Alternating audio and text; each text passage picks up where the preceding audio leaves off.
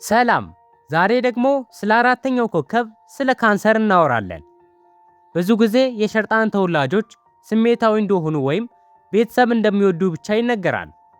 ነገር ግን በካንሰር ተወላጆች ነፍስ ውስጥ የታመቀው እውነተኛ ኃይል ከስሜታዊነት በላይ ነው። ዛሬ በካንሰር ተወላጆች ውስጥ ያለውን የመለኮታዊ ጥበቃና የመረዳት ምስጢራዊ ስጦታን እንመለከታለን። የእናንተ ስጦታ ከጨረቃና ከውስጣዊ ስሜት ጋር የተቆራኘ ነው። እስከ መጨረሻው ተከታተሉኝ።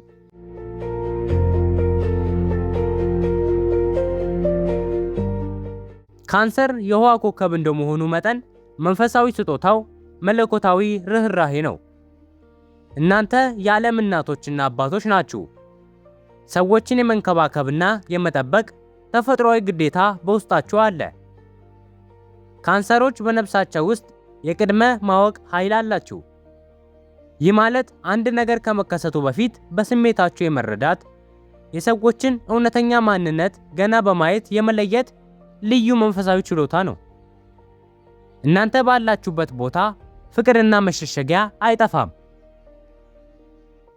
የእናንተ መንፈሳዊ ስጦታ የሚገለጠው በስሜታዊ ፈዋሽነት በኩል ነው።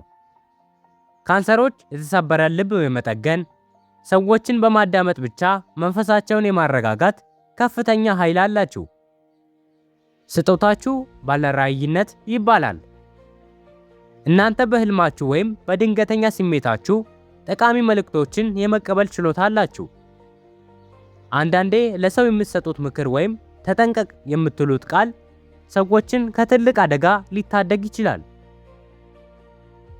ይህ ኃይላችሁ እንዲነቃቃ የራሳችሁን የውስጥ ሰላም መጠበቅ አለባችሁ። በውሃ ዳርቻ መዝናናት፣ ማስታወሻ መጻፍና የጨረቃን ዑደት መከታተል ውስጣዊ ኃይላችሁን ያድሰዋል። ስጦታችሁን የሚያፍነው የድሮ ቁስልን አለመርሳት ወይም ደግሞ ከመጠን በላይ መጨነቅ ነው። ነገር ግን ይቅርታን ስታደርጉና በራሳችሁ ስሜት ስትተማመኑ መለኮታዊ ብርሃን በውስጣችሁ ይበራል። ነጭና ብርማ ቀለምን መጠቀም ለእናንተ የተረጋጋ መንፈስን ይሰጣል። የካንሰር ተወላጆች፣ እናንተ የፍቅር ጠባቂዎችና የነፍስ ፈዋሾች ናችሁ። በውስጣችሁ ያለውን የመረዳትና የመጠበቅ ኃይል ተረዱት። ይህ መረጃ ከእናንተ ባህሪ ጋር ይስማማል? ህልማችሁ ወይም ስሜታችሁ እውነት ሆኖባችሁ ያውቃል? ኮሜንት ላይ አጋሩኝ።